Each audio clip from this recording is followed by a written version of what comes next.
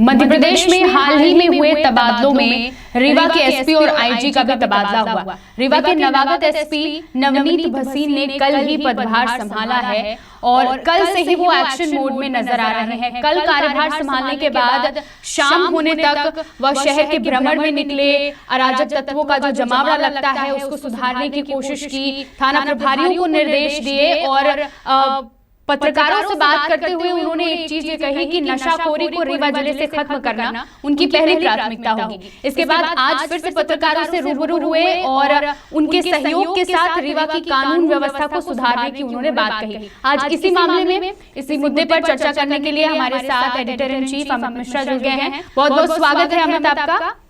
जी श्रेया, धन्यवाद।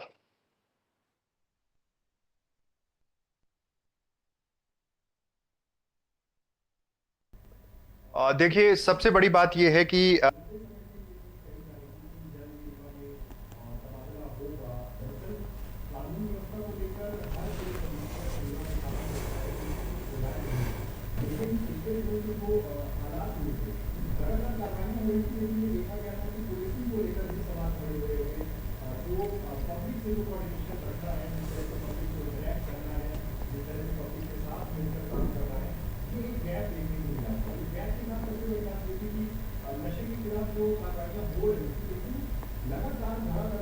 टेप आ रही थी, मतलब एक तरफ कार्रवाइयां हो रही लेकिन दूसरी तरफ उतनी ही तादाद में जब चीजें आती हैं निकलकर, उसी तरह से लगातार वो घटनाक्रम चल रहे थे। तब ये सवाल था कि अब शायद टॉप लेवल से कुछ चेंजेस किए जाएंगे। ये चेंजेस किए गए। ये चेंजेस जब किए गए तब भी ये स्पष्ट था कि जो भी नई जिम्मेदारी लेगा उसके सामने भी तमाम ये चुनौतियां रहेंगी। ये चुनौतियां इसलिए भी बहुत बड़ी हो जाती हैं और महत्वपूर्ण हो जाती हैं क्योंकि रीवा जिस तरह से तमाम राज्यों की सीमाओं से लगा हुआ है, जैसे उत्तर प्रदेश बेसिक जो कनेक्ट है और कई जगह से ये सीमाएं लगती हैं, वहां से जिस तरह से खेप आती है, साथ ही साथ उड़ीसा में जो एक बड़ा नेटवर्क जहां से बार बार गांजे की खेप और ये तमाम चीजें निकलकर सामने आती हैं, और साथ ही साथ जो पिछले दिनों जो देखा गया जिस तरह से तालिबानी तरीके से रीवा में भी कई घटनाक्रम हुए, मारपीट का मामला निकलकर सामने आया, अपराधी जिस तरह से बेखौफ होकर अपराध कर रहे थे, उससे ये था कि अब और चीजों को सख्त करने के लिए सरकार कुछ बड़े कदम उठाएगी। सरकार ने कदम उठाया।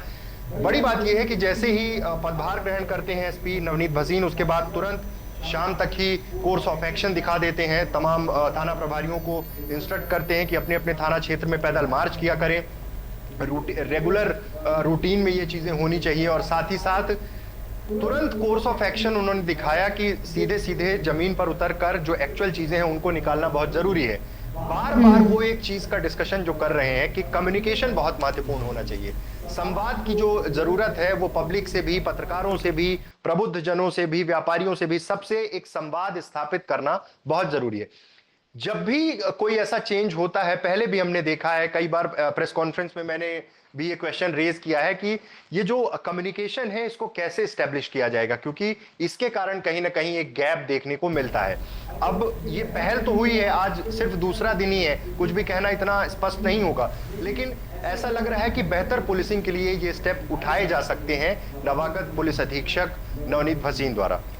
ठीक है, कल से ही एक्शन मोड में नजर आ रहे हैं एसपी और बार बार ये कह रहे हैं कि जो कानून व्यवस्था है उसको सुधारा जाएगा, थाना प्रभारियों को निर्देश दे रहे हैं। आपने रीवा जिले से जुड़ी हुई कई समस्याओं को अभी आपने बताया, तो जो बेपटरी हुई है कानून व्यवस्था, क्या लगता है कि वो पटरी पर आ पाएगी, किस तरीके से सुधार हो पाएगा?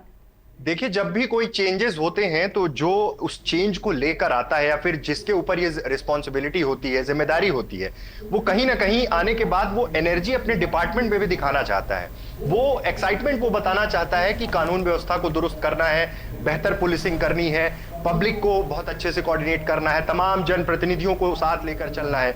ये तमाम चीजें जब होती हैं और जब एकदम इंस्टेंट अभी जैसे कल ही आए और ये सारी चीजों को संभालना है, एक लंबा टाइम इन चीजों पर लगेगा। लंबा टाइम इसलिए लगेगा क्योंकि ये जो कानून व्यवस्था है रीवा जिले में एक बड़ी चुनौती है। अपराधों के मामले में अवैध शराब का कारोबार, अवैध नशीली दवाइयों का कारोबार, इसके साथ ही जितने भी इस तरह की चीजें, एक नेटवर्क, बड़ा नेटवर्क जो चल रहा था, इन सब चीजों को ब्रेक करने के लिए, फिर से पटरी पर लाने के लिए एक बहुत कॉन्क्रीट वर्क यहाँ पर रखना पड़ेगा, एक बहुत अच्छा रूट मैप बनाना पड़ेगा, किस तरह से पब्लिक को कोऑर्डिनेट करना है, किस तरह से तमाम थाना प्रभारियों, अलग अलग डिपार्टमेंट को कैसे कोऑर्डिनेट करना है। ये सामंजस्य की जो स्थिति है, जब ये बेहतर तरीके से स्थापित हो पाएगी तभी जाकर वो जिस पटरी पर लाने की बात हो रही है, कानून व्यवस्था को फिर से एक बार स्मूथ करने की बात हो रही है, फिर से एक बार पब्लिक कोऑर्डिनेशन की बात हो रही है, वो हो पाएगी। और अभी जो 2 दिन जिस तरह से है, जिस तरह से एक जल्दबाजी देखी जा रही है कि हर चीज को बहुत जल्दी करना है, एक्यूरेसी में करना है, क्योंकि देखिए कहीं ना कहीं डिपार्टमेंट जब परफॉर्म करता है तो उससे सरकार की छवि बढ़ती है। लेकिन अगर कानून व्यवस्था बेपटरी हो जाए, मध्य प्रदेश के हालात आप देखिए, पिछले दिनों जिस तरह से घटनाक्रम हो रहे हैं, आदिवासियों पर जिस तरह के अत्याचार की खबरें आ रही हैं, लगातार विपक्ष काउंटर कर रहा है। ऐसे में उन तमाम जिलों में ये जो चेंजेस किए गए हैं, इसी के तहत किए गए हैं कि इन चीजों को दुरुस्त किया जाए, व्यवस्थित किया जाए, बेहतर किया जाए, फिर से एक बार पटरी पर कानून व्यवस्था लाने की ये कवायद है। अमित, रीवा में नशा और अन्य जो अपराध हैं काफी ज्यादा हैं और इसके अलावा जनता और पुलिस के बीच संवाद स्थापित करना, नवागत एसपी ने भी यही कहा है कि जनता और पुलिस के बीच का संवाद स्थापित करेंगे, तो क्या लगता है ये कैसे संभव हो पाएगा? देखिए, हर बार एक डिस्कशन होता है जब भी कोई नया पुलिस अधीक्षक, नए प्रशासनिक अधिकारी रीवा आते हैं, तो एक कोऑर्डिनेशन की बात होती है, एक बेहतर कम्युनिकेशन की बात होती है।